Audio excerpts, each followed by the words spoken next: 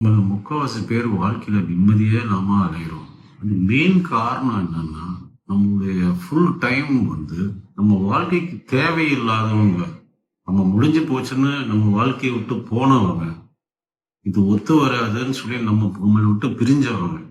ஆனா நம்ம அவங்களையே நினைச்சுக்கிட்டு, அவங்க கூட இப்படி சந்தோஷமா இருந்தோமே!